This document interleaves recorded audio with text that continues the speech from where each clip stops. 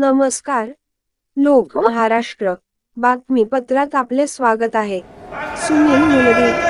Marathwada Bharatiya Janata party दिव्यांग विकास आघाडी तर्फे जिल्हाधिकारी परभणी कार्यालयात जिल्हा समाज कल्याण अधिकारी यांना दिव्यांगांच्या प्रश्नांची सोडवणूक करण्यासाठी 2 दिवस जिल्हाधिकारी कार्यालयात दिवस ठरवून दिलेले असताना मध्ये जिल्हा समाज कल्याण अधिकारी कलेक्टर साहेबांचे आदेशही पाळत या विरोधात परभणी जिल्ह्यातील दिव्यांग बांधवांनी कार्यालयातच ठिय्या आंदोलन केले. यावेळी उपस्थित दिव्यांगांनी घोषणा दिल्या व आपला निषेध नोंदवला.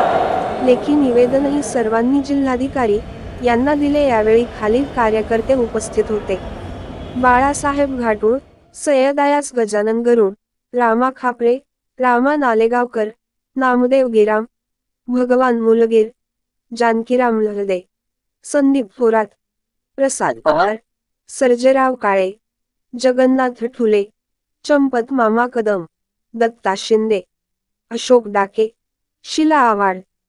पुढील बातम्यासाठी चॅनलला लाईक व सबस्क्राईब करा.